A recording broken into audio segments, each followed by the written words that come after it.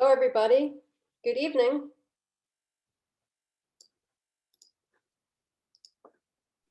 So I think there's going to be some people still going to be joining us, but I think we should start. I wanted to welcome everyone to Slow Food East End Live. And this is our first chef series, a new program where we will be joining our beloved North and South Fork chefs in their kitchens all year long. That will help fund our overarching initiative, which is Feed the Forks. Some of the programming you might see in the coming weeks is around our collaboration with the Butterfly Effect and feeding those in need within the Riverhead community, our Farmer Climate Resilience Fund, and our newest program called Breaking Bread. Be on the lookout for more info on these initiatives. They should be coming in a couple of weeks.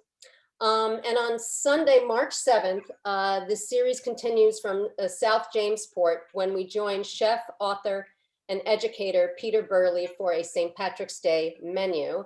So sign up to be informed, become a member, get some news from our initiatives, because there's some discounts if you're a member.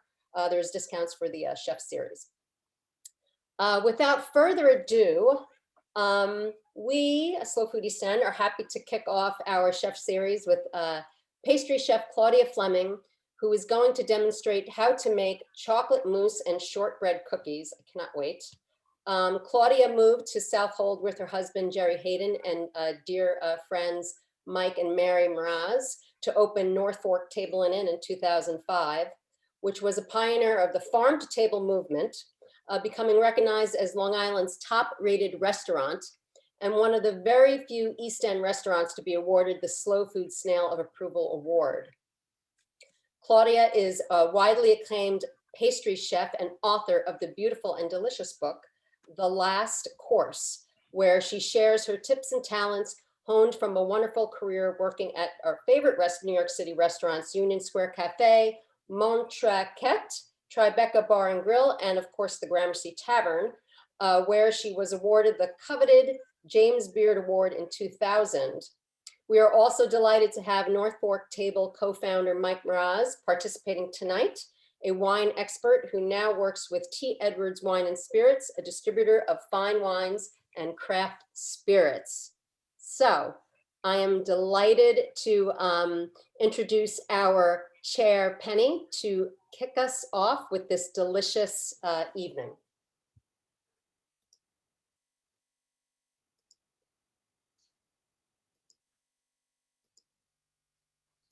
Penny, you there?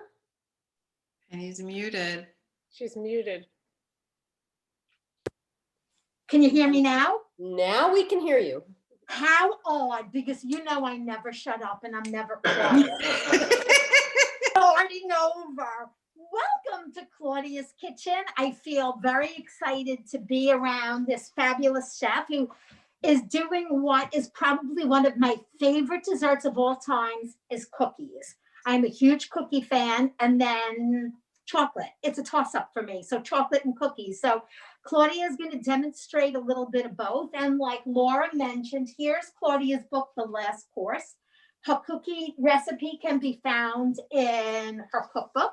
And exciting that the chocolate mousse will be showing up in her new cookbook coming out next year. So we're all excited about that. And Claudia is going to get started, and then we're going to take a little break and hear from Mike and talk about the lovely wines that we have. And I want to thank our local vineyards for sharing their lovely wines with us, Macari and Lens and Sparkling Point. So you may not be here with me to taste, but trust me, I am happy to take that burden on and drink some delicious wine and taste some delicious cookies. So Claudia, it's all yours. Let me know if you need any help. Okay. Thank you, Penny. That was a lovely introduction. Thank you very much. So happy to be here for the first We're excited. cooking We're so excited series to have you. for Valentine's Day. Yes. Happy Valentine's Day, everybody, or pre-Valentine's Day. So one would assume if you're making dessert for Valentine's Day that you're probably making dinner too. So it's probably a good idea to make things that, you know, you can do and put them in the fridge or put them in a tin and they'll be ready and you're good to go on Valentine's Day. You can focus on your dinner. So we're going to do two very simple recipes, a chocolate mousse, a dark chocolate mousse, and shortbread cookie sandwiches, which we're going to fill with a cranberry raspberry preserve, or where you can glaze them and decorate them with a chocolate ganache. Now, chocolate ganache is just a fancy word for frosting, basically. It's the French word for frosting. It's equal parts cream and chocolate, and it makes a delicious, delicious frosting. So let's get started with our cookies. Again, they are quite simple, but the key with simple recipes is to use the best ingredients you can find. So splurge for the European style butter. Get the best vanilla you can. Please do not get vanilla flavoring. You want vanilla extract, and best of all is a vanilla bean, which is the purest essence of vanilla. So one of my preferences here is the Nielsen Massey pure vanilla extract. It's a really great vanilla spring for that. And also you want to use a very high quality organic flour. And I believe that Amber Waves on the South Fork, you can get a great organic, very high quality flour from them. So very simply, we're going to cream the room temperature butter and the confectioner sugar. Room temperature butter so that things blend quickly and easily, and you want to make sure that your butter is unsalted. And that's because then we can regulate the amount of salt in the recipe. Most all baking recipes and most recipes in general call for unsalted butter so that the chef can decide how much salt is going in the recipe. So again, room temperature, unsalted butter, and confectioner sugar. I'm going to cream that, and because the machine is noisy and this is a very boring process, I'm going to spare you, and I've expedited the process here. And we have, you want to just get in here, Paul, so I can show the creamed butter. It's just soft, and all that you can see, all the sugar is completely incorporated. So to that, we're going to add our vanilla extract. And, you know, feel free to play around here. You can add orange zest or lemon zest, add different flavorings. You can even add an herb if you want, or some nuts. I mean, the possibilities really are endless. So this is really like a blank canvas here. But we're going to keep it nice and simple because we are going to make sandwich cookies with the raspberry cranberry preserve, and that's got packs a lot of flavor. So to the creamed butter and sugar, I'm going to add vanilla.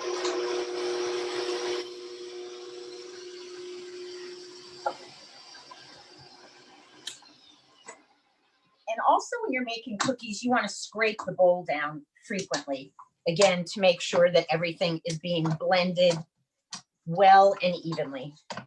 And just like with the first part of this recipe, I am going to save you the boring process of watching me blend in the flour. But I am going to show you a little bit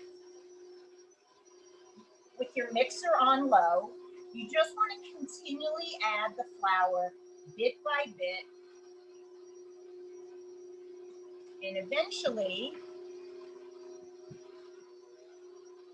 after all the flour is added,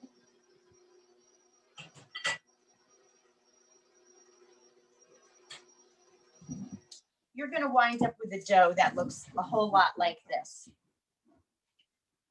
Okay, so it's come together, but it's not completely one solid mass. So on a lightly floured board, what we're going to do is put a little bit of flour here. I'm going to turn the dough out onto here, and I'm going to, with the heel of my hand, I'm going to push through the dough to make sure that all the butter is mixed in, because you don't want to see any chunks of butter in there. Okay. And we're just going to fold it back together.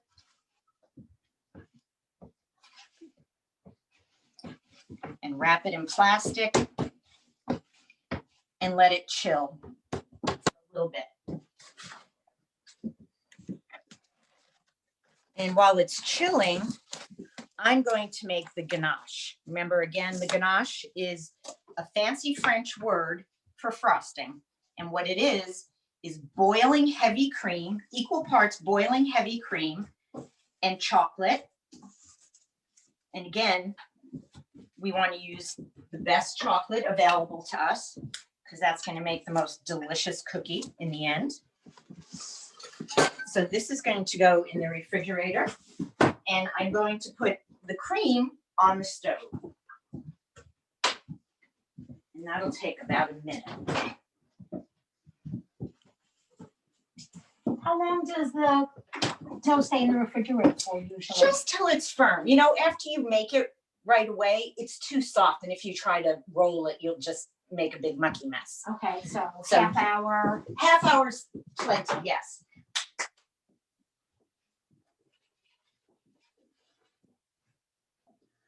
It's gonna take another second. Okay.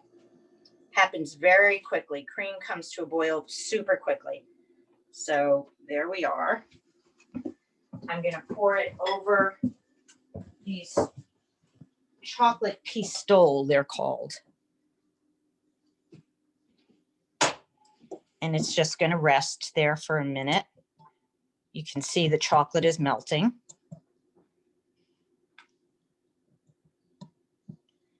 Just going to let that sit. And this is going to turn into a beautiful, silky, creamy chocolate frosting that we're going to use to decorate our cookies with a fabulous product that I found online, dehydrated, or excuse me, freeze-dried raspberries, which I thought were a little more healthy than sprinkles. So you'll see when Penny and I play a little later and decorate, you'll see what we're talking about. But for right now, we have our ganache for glazing, and we have our raspberry preserve for filling sandwich cookies. And I think right now we're going to take a break while the dough chills, so that Mike can talk to us about some wine. And we can drink some wine. Let's get all that together. So Mike, are you on here with us? Might need to unmute Mike. Okay, I'm perfect. unmuted. Hi, y'all. There you go.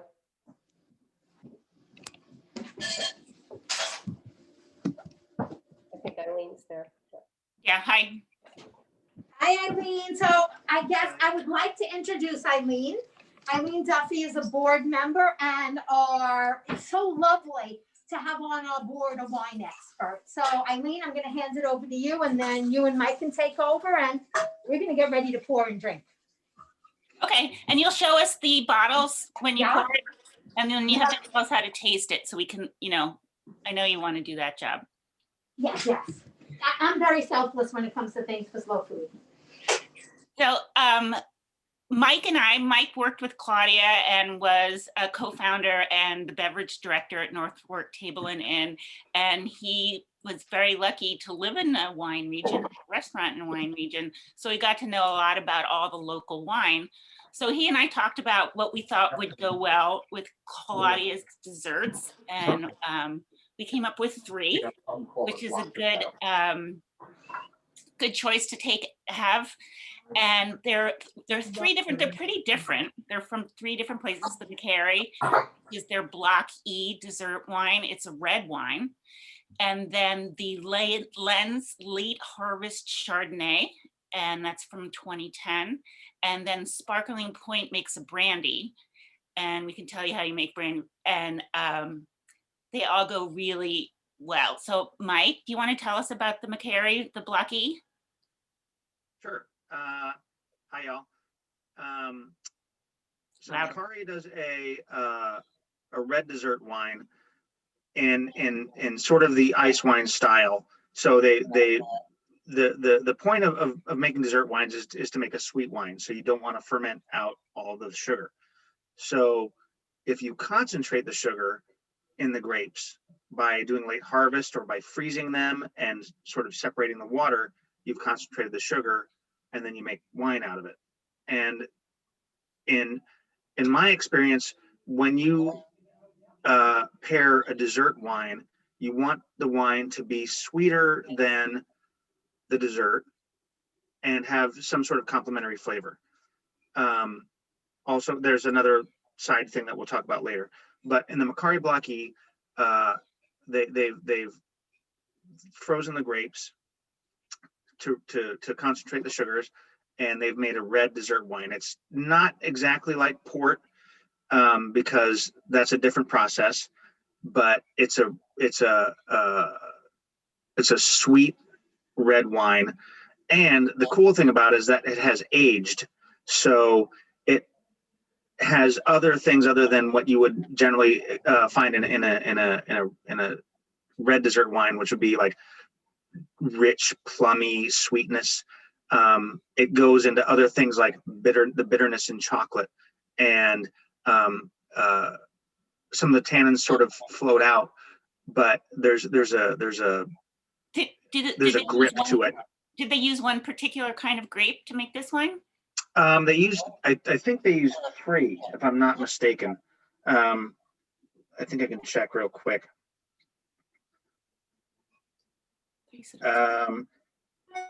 Yeah, and basically it's a Bordeaux. It's a kind of a Bordeaux blend. They've used Merlot, Cabernet Franc, Cabernet Sauvignon, and then a little bit of Viognier.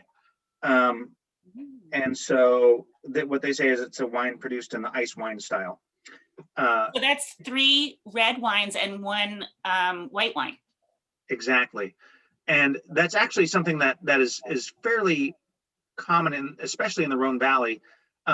If you get a Syrah from the Rhone Valley, in some places they'll put in Viognier just a little bit into the red wine, and you'd never know it if you didn't study about it or whatever. But a lot of times they'll add the white wine to a red wine to sort of pop the freshness of it. So the Macari wine is made sweet by an ice wine, and I heard that a lot of people sometimes they take the trucks and they drive it into the drive-in freezer at one of the fish markets to help freeze all the wine, because not everybody has a freezer on site. So the second one is the Lens Late Harvest.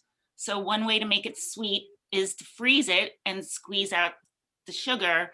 And the other one is to wait for the grapes to kind of start to dehydrate on the vine. And this is made with 100% Chardonnay, and it's 11 years old. So tell us why you picked that one.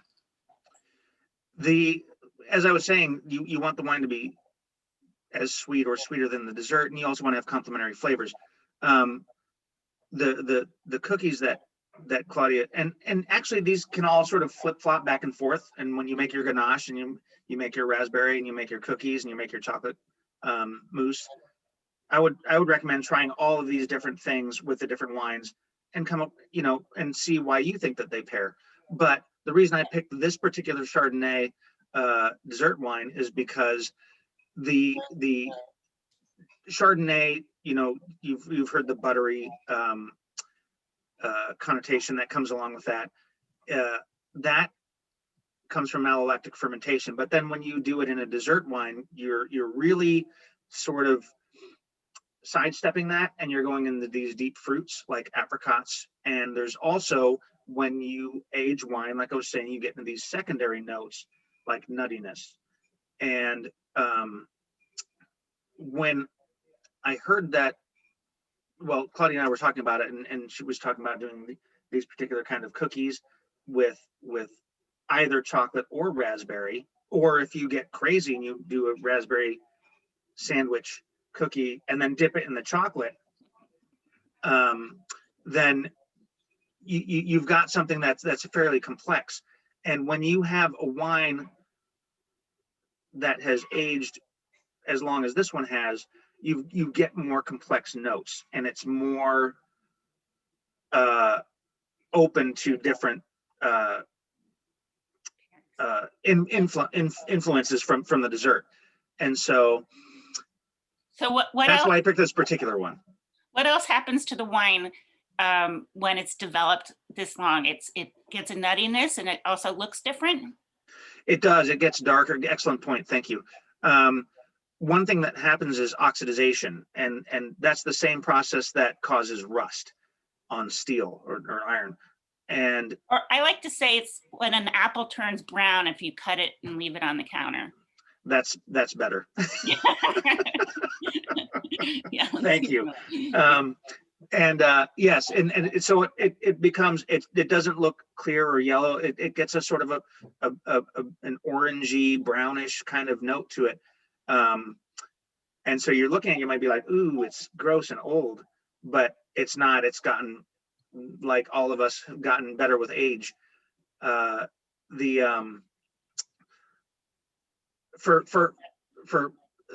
Some wines improve with age. That's not a through current for all wines. Not necessarily all of them are made to age. Wines that can age generally have high acid or high sugar or both. And but some wines are meant to be drunk right away, but this one was not. This one is definitely nailed down more fun secondary points with its aging. And I think a lot of people don't really know that there's a business decision to do that too, is that, you want to have wine in the cellar is not making you any money, and it's expensive to store it. So you also want to make wine that you can sell right away, which is rosé is one great example, and just to keep the cash flow going, because wine is a business. We have to That's remember. true. Yes.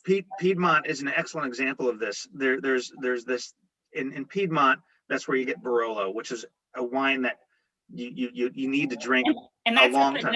The northwestern section of Italy, Piedmont. Yes, and Nebbiolo is what you make Barolo from, and it's a wine that takes a long time. You need to age it for a long time before you drink it. And then they also grow Dolcetto and Barbera, and so sort of the idea is you make the Dolcetto to drink now, you make the Barbera to drink while you're waiting for the Barolo to be ready, and then you drink the Barolo, 10 years from now. But that this all happens in one vintage. Start with Dolcetto, drink that, make the Barbera, and put you the Barolo in the the Barolo barrel. when you turn 60 or something, or save it for Exactly, like on your 60th birthday. Yeah. Right. So the third one we picked it's not a wine, it's a spirit, which is like vodka, or it's distilled, and it's made from distilled wine, and it's also made by Gilles Martin at Sparkling Point, and he's French, so he knows something about cognac, which is the style that he was going after, and it's pretty good. So why did you want to work with that wine with the desserts? It's not wine, spirits. But it started as wine, so we'll put it into that subcategory. So so I was talking about wine being sweeter than the dessert and having complementary flavors. The other thing that you can do with pairing is you can have either acid, which is like if you have like a green apple, it's like that, so tart, it cleans your palate. You can have tannins, which are like in if you oversteep black tea, for example, it dries out your mouth. And that's something you can find in red wine. And that also clears your palate. So if you have fat, or like if you eat a piece of pork, really dry tannic red wine, it clears your palate and gets you ready for the next bite. In dessert, alcohol also does the same thing. It really clears out your palate and gets you ready for the next bite. And if you can do that and have a complementary flavor to your dessert, it's really a great way to not feel like, oh my God, all I'm eating is sugar. So I like things like this brandy, which from Sparkling Point is their 4th iteration of this spirit. And they call it XO, which is extra old, which means they've aged it for a certain amount of time.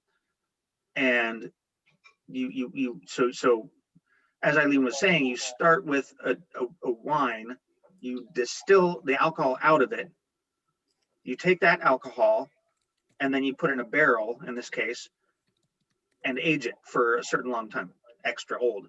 And it will take, it oxidizes and evaporates and concentrates, and then also it takes character from the wood that it's sitting in the barrel. And so it picks up flavors like caramel and butterscotch, and aging gives it a little bit of nuttiness, and it's also alcohol. I think it's about 40, yeah. 38%, 40%. So, Mike just described the process. It's intensive, and that's why you usually spend some good money on a bottle of brandy or cognac. It's not cheap. So I think that some people have some questions for Claudia, and maybe we can move on, and then Penny can taste the wine with the desserts at the end. Thanks, Mike. My pleasure. Thank you so much. It's an honor. Thank you, Mike. That was great. We do have many questions for Claudia. Right now, I'm fielding through some of those questions right now. Let's see here. Does Claudia prefer electric or gas to cook/bake with? Penny, you'll need to unmute.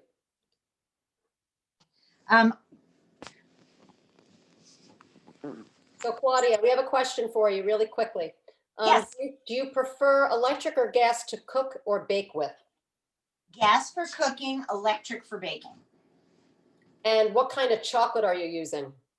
I am using Guittard chocolate. It's made in San Francisco. It's a great American chocolate and very readily available. Okay, and one other question is, can shortbread be made with gluten-free flour? I've not done it, but I don't see why not.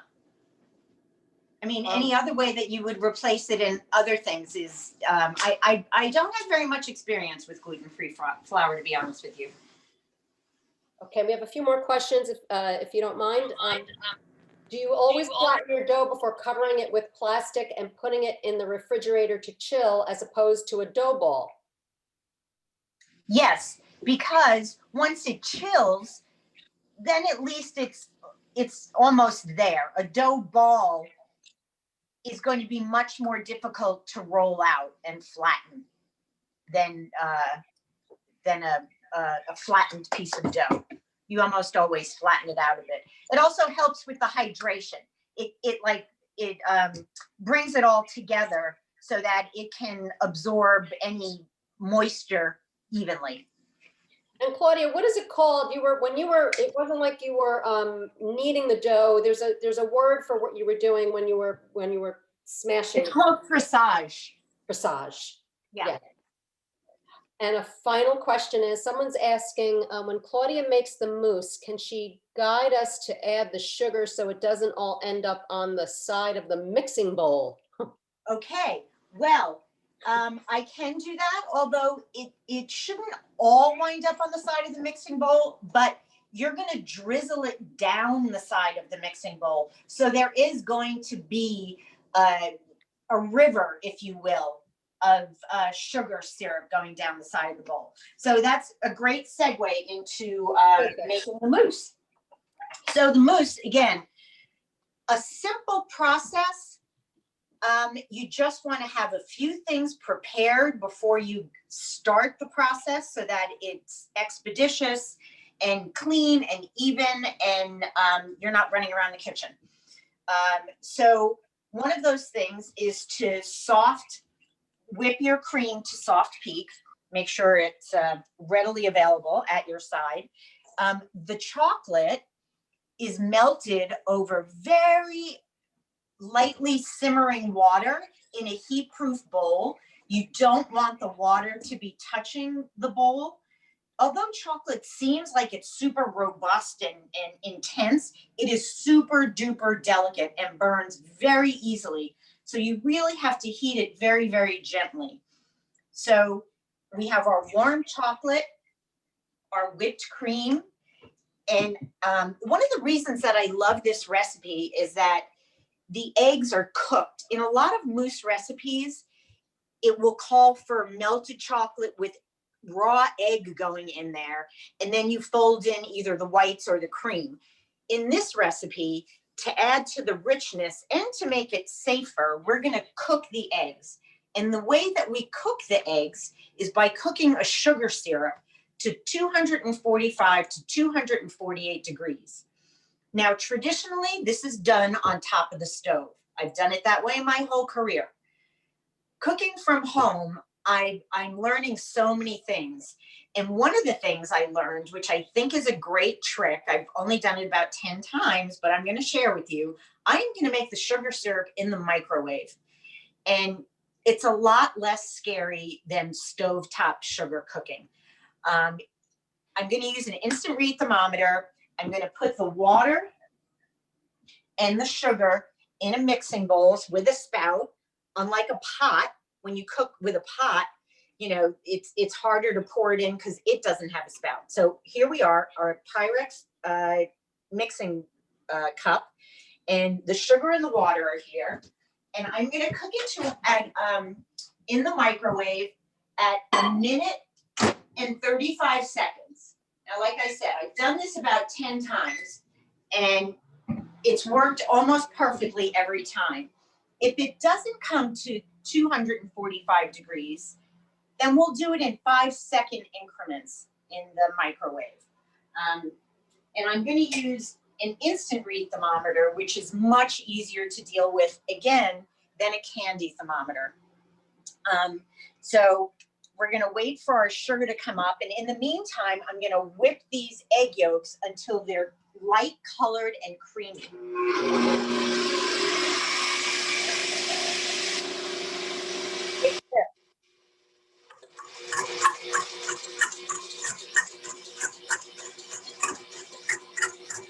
No, I want it like that. I don't have enough. I know it's noisy, sorry. I'm sorry about the noise,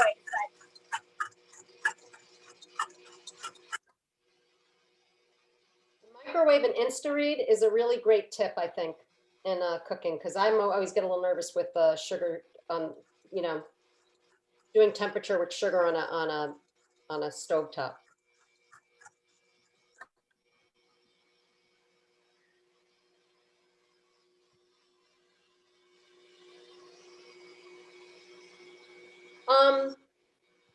Claudia, can you tell us if you're using extra bittersweet or just regular bittersweet?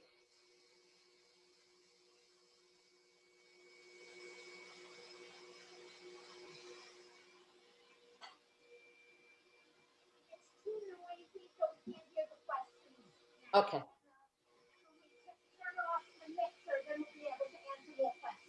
Okay. I'm at 2:33, so I'm going to put it in for 5 more seconds.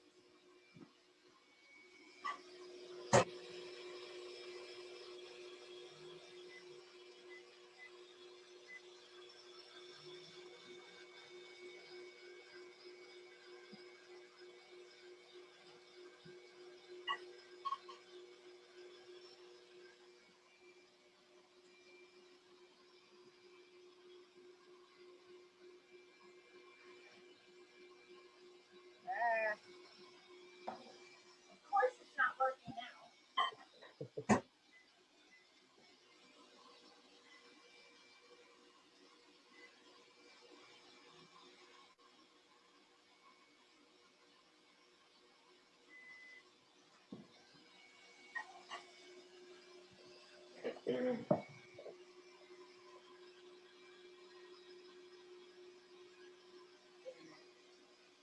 All right, 2:45. Okay, so here we go. Down the side.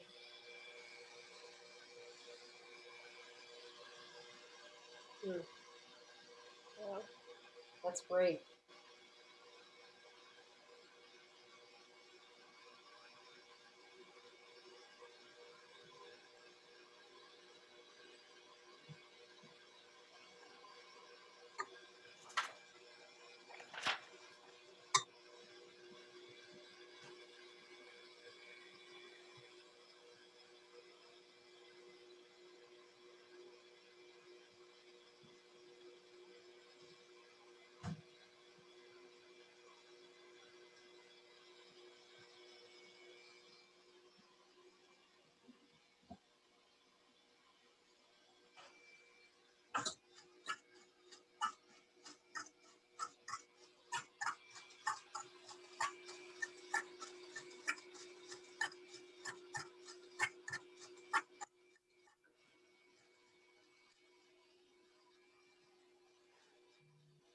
how's this for fancy? I'm gonna put this outside to cool it down quickly. And so that it's not so noisy. Wow, that was exciting. Okay, hey, yeah, you and I are gonna make cookies. Yay, I'm so excited. I may have to jump away quickly. Okay. As that, so what we're waiting for that to do basically now is to thicken and cool down so that we can add our chocolate and our cream. How many minutes does that usually take? It can take 5 minutes. Okay.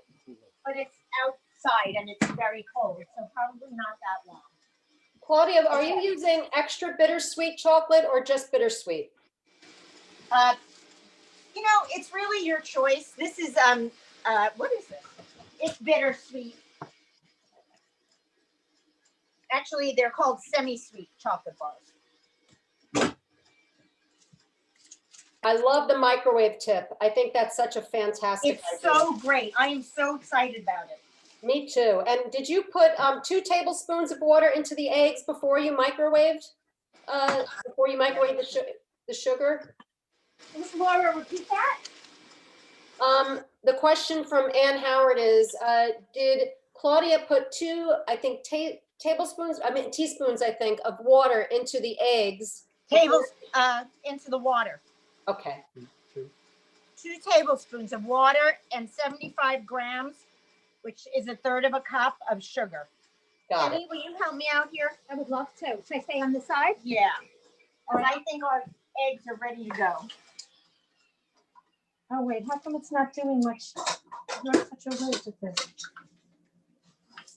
Push down hard. I don't know if I can do this with one hand. Where's your good hand? Yes, your good Yeah. hand. Okay. Yeah? Yep. All right. Wow. That's another. Great job. I love it. Okay. So I even love the mixer outside. It's brilliant. I like that too. I'm going to use that. So you can see how thick this is now and ribbony. Okay. So we are now going to fold in our warm chocolate. Make sure you wipe the bottom of the bowl because there'll be steam created there. And I'm going to mix it right in here.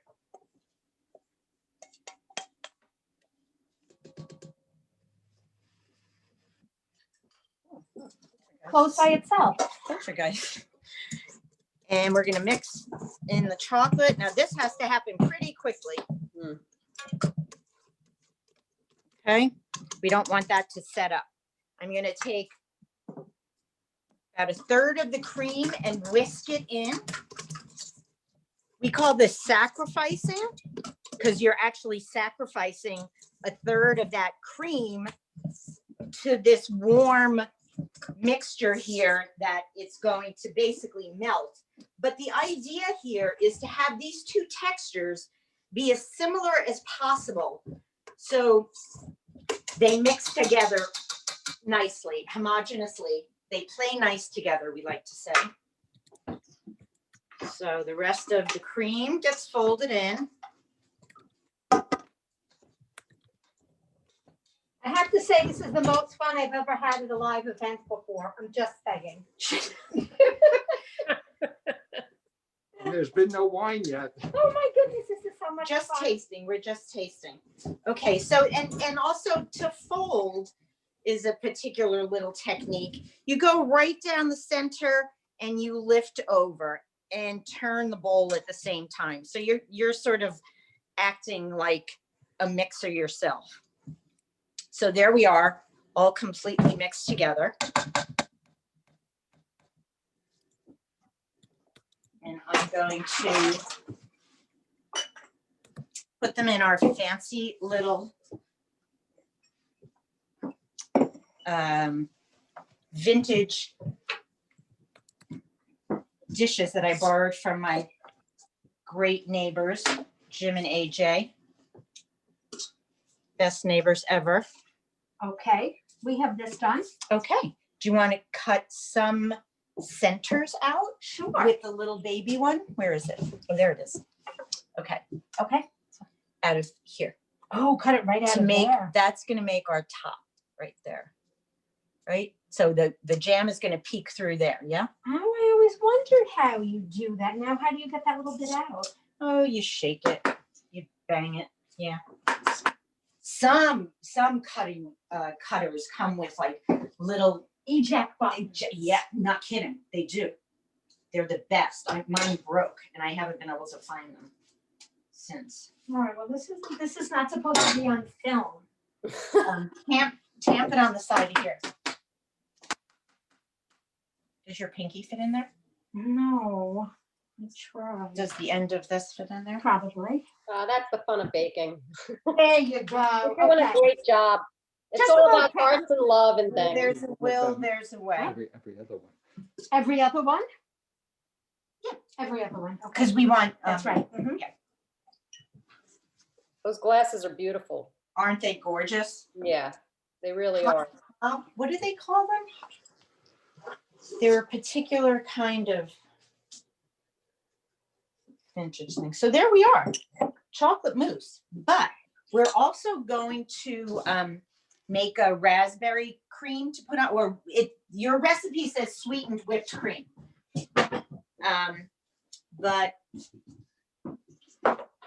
you know, you can sweeten the cream with just about anything. So I actually made this raspberry cranberry preserve. So talk about easy. So equal parts sugar and fruit with a zest of an orange, and you cook it to 220 degrees or until it's super thick, and you have preserve. So I'm going to mix a little bit of this in with the cream to sweeten it instead of sugar. And you can do this with any, you know, with honey or with brown sugar. It doesn't always have to be white sugar.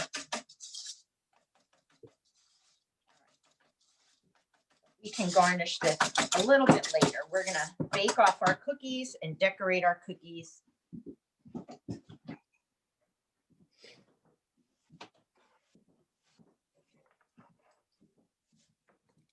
How are we looking over there, Penny? We're looking good. All right, we all set to go We here? have a tray ready to go. All righty.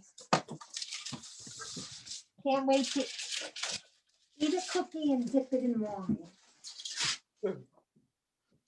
And through the magic of live TV.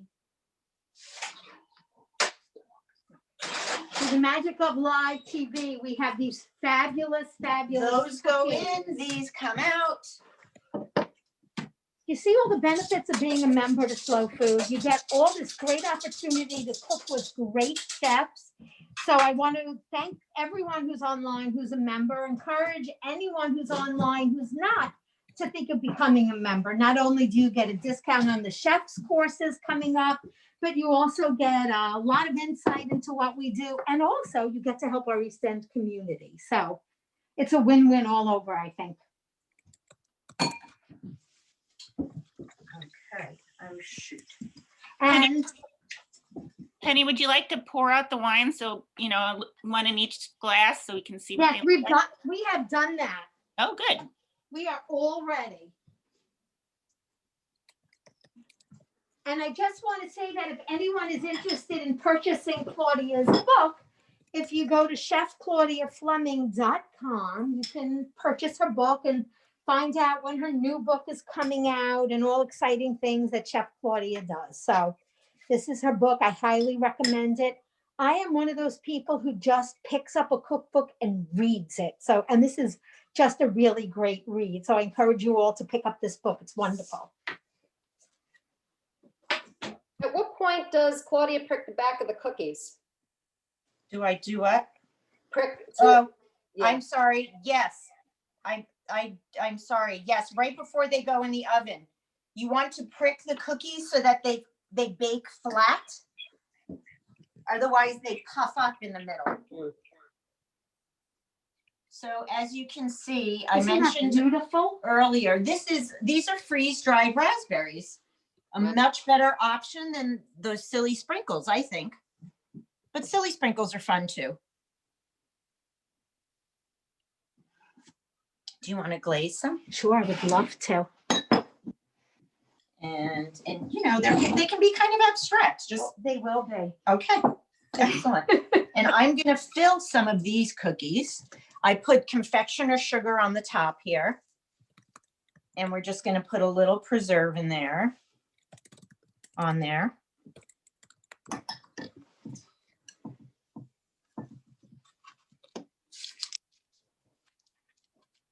And obviously you can decorate these however you like. I love these little raspberries. They're I just, know, aren't they fun? I mean, they're just so like festive looking. Yeah, you should taste them. They're really tart. Oh, that's lovely. Yeah, it's cool, isn't it? Okay, you want to top them? I do. Okay.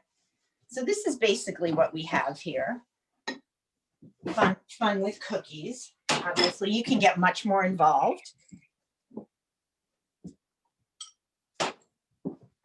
Like, look at how beautiful these are. Beautiful. Really nice. Beautiful in a rustic way, yeah? Well, They're kind of rustic looking, I think. if I made them at home, mine would look a lot more rustic than these. So I think they're really darn professional looking, if you ask me. Okay. So obviously, we would probably want our mousse to set up a little more than that did, but in the interest of time, once again.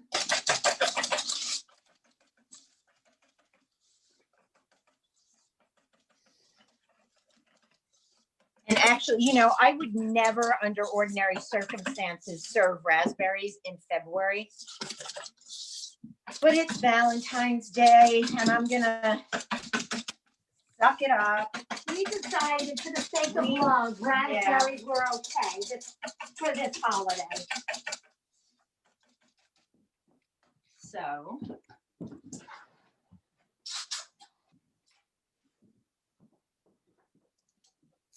One for Annie. Thank you. Should I bring over some wine? Yes, please. Claudia, I'm gonna keep ours on one side and I'm gonna bring yours over. Just gonna put a little bit of this raspberry cranberry cream on top.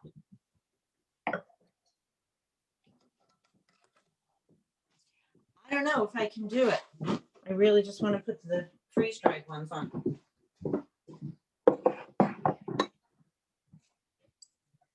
Oh, those look so pretty. I kind of like that better, great. right? That looks so pretty. Yep.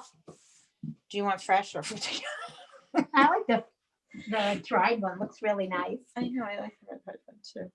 And where did you get I those? just can't make myself do Where it. did you get them?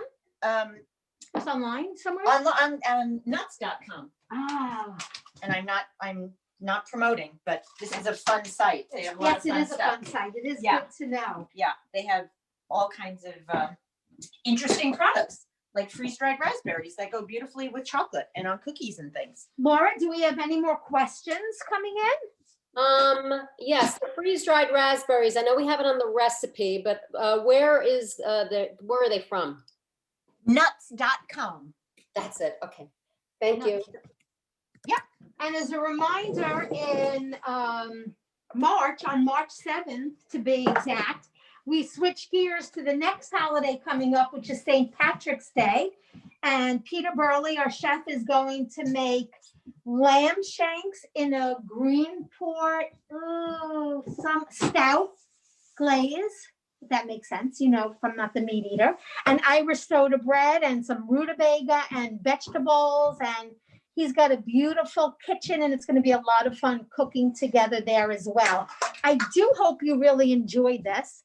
I am going to ask you to tell your friends, spread the word. This is really the first of our chef series where not only do we get to highlight wonderful chefs and great food of the Forks, but really help fund the great works I believe that Slow Food East End will be doing this year. So we're really, really excited. For those of you who are on tonight, we are also going to be sending you a code. You'll get an email from Eventbrite, and in that code, it's going to allow you, because case you didn't remember everything Claudia said tonight, understood, go back, bake along with her. You could see really what she did.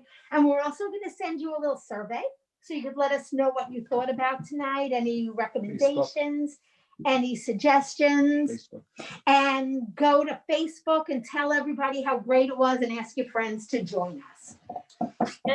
And if you want Claudia's book, Claudia, I'll ask you, do you want people to go to Amazon to get your book? I would prefer that they go to Claudia Fleming, chefclaudiafleming.com, because then I can inscribe it personally. Perfect, thank you. Okay. Yeah.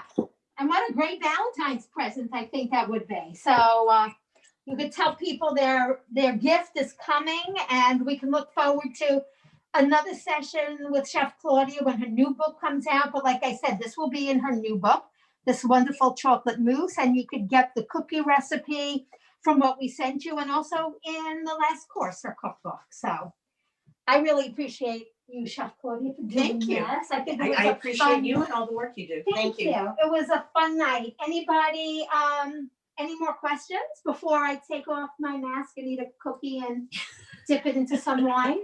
I cannot wait to get my book with the signed copy. Understood. I'm ordering tonight. Anybody else have some questions for Claudia, for Penny, for I?